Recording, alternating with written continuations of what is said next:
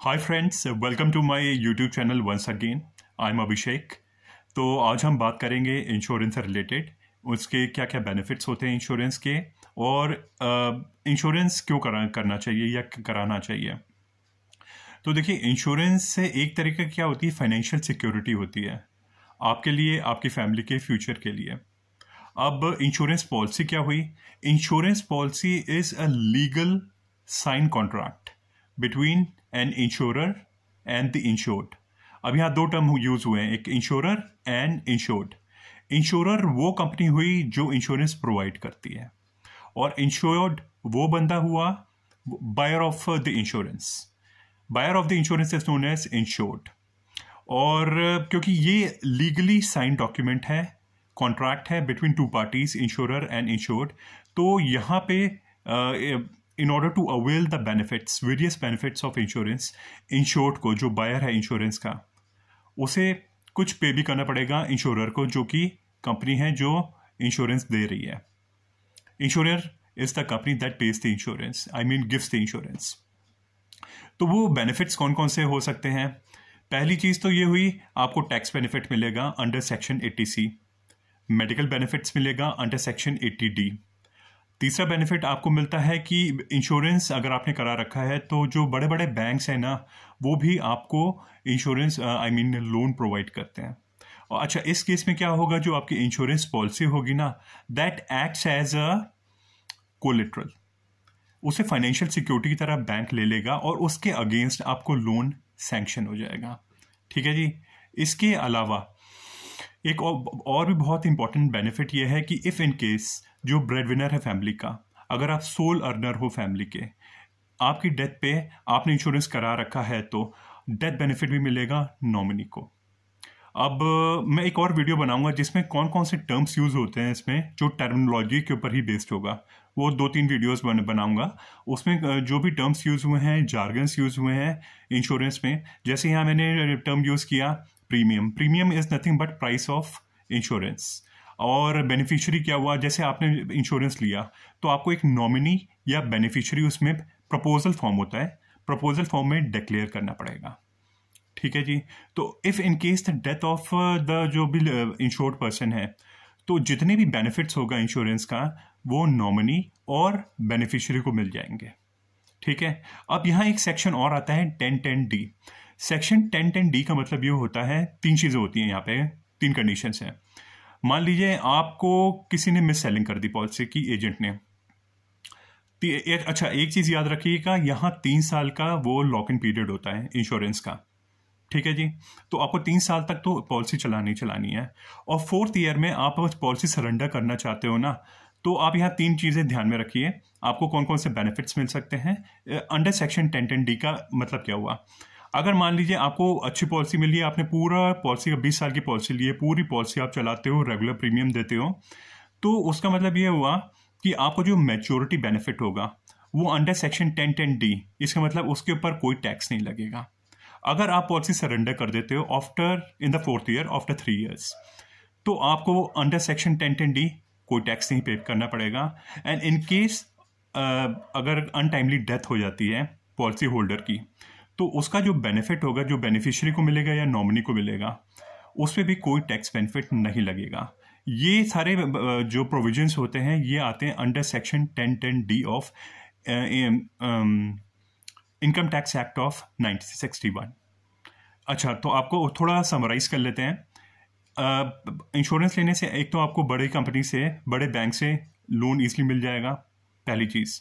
दूसरी चीज, अच्छा, इस केस में आपकी जो इंश्योरेंस पॉलिसी होगी, वो act as that policy acts as a mortgage, एक सिक्योरिटी की तरह, फाइनेंशियल सिक्योरिटी की तरह बैंक रख लेगा, और उसके अगेंस्ट आपको लोन मिल जाएगा।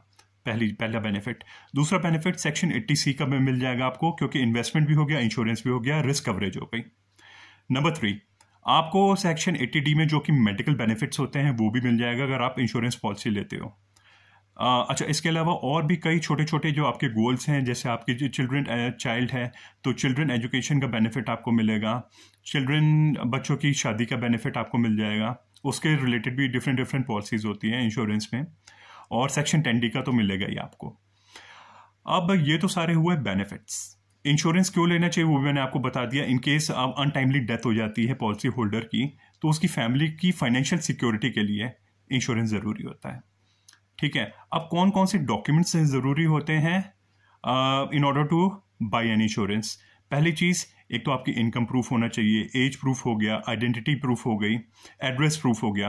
अच्छा, इनकम प्रूफ में आपका फॉर्म 16 आ जाएगा, और प्रोवाइड करिएगा कि लेटेस्ट दे इंश्योरर को। ठीक है जी। और फॉर्म 16 हो गया, आपका लास्ट 3 मंथ्स की सैलरी स्लिप हो गई, और बैंक अकाउंट स्टेटमेंट हो गया। अच्छा, आपका एड्रेस प्रूफ में, आइडेंटिटी प्रूफ में आपका आधार कार्ड और वोटर आईडी कार्ड हो जाएगा। अगर एज प्रूफ भी वो डिमांड करते हैं तो एज प्रूफ में भी आपका आधार कार्ड हो गया। इसके अलावा आपके जो स्कूल सर्टिफिकेट्स हैं वो आप प्रोवाइड कर सकते हो। ठीक है जी। अब कौन सा इंश्योरर अच्छा है उस पर बात करते हैं थोड़ी सी। उस पर भी कुछ क्राइटेरियाज होते हैं, कुछ पैरामीटर्स होते हैं।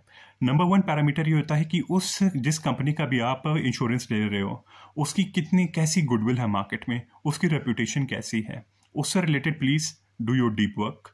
आप ऑनलाइन भी कर सकते हो, बट मेरा सजेशन ये है किसी एजेंट के थ्रू लो, तो वो आपको सही गाइड करेगा। बट अगेन, कौन कैसा एजेंट है, कौन सा एजेंट है, उससे रिलेटेड भी आप थोड़ा देख लेना। लास्ट मोमेंट पे प्लीज़ कोई डिसीजन मत लीजिएगा, पहली चीज़।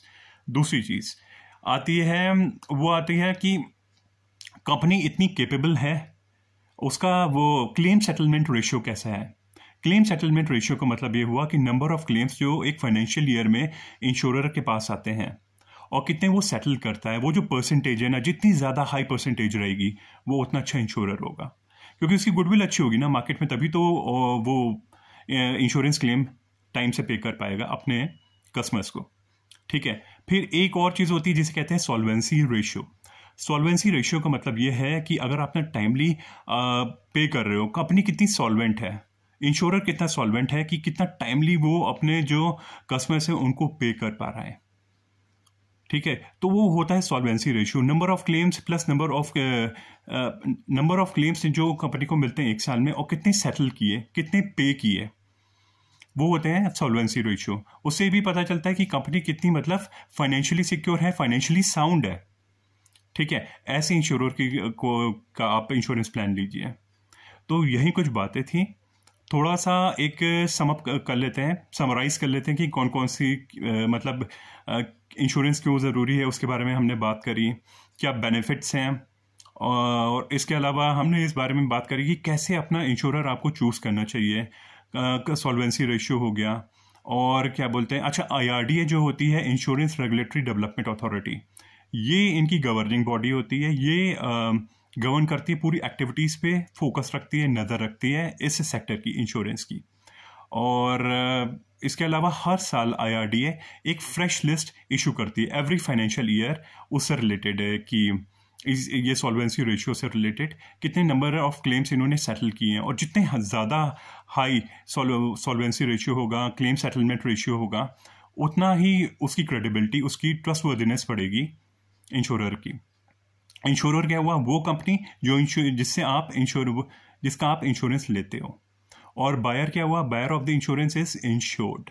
प्रीमियम क्या हुआ, premium is the amount, premium is the price of insurance. ठीक है, तो आई होप ये आपको वीडियो अच्छा लगा होगा। और इफ़ इन केस अगर आपको यहाँ पे अच्छा लगा मेरा कंटेंट इस वीडियो का, so please do like, share and subscribe to my channel, और अपने फ्रेंड्स और रिलेटिव्स से भी शेयर करिएगा इस वीडियो को। और नीचे मैंने अपना डिस्क्रिप्शन में और भी डिटेल्स दे रखी हैं, जैसे मेरे फेसबुक ग्रुप का मैंने दे रखा है लिंक, वहाँ पे भी आप ज्वाइन कर सकते हैं। और मेरा टेलीग्राम पे भी ग्रुप है, you can join this group too. Fine, so thank you friends, this is Abhishek signing off, take care.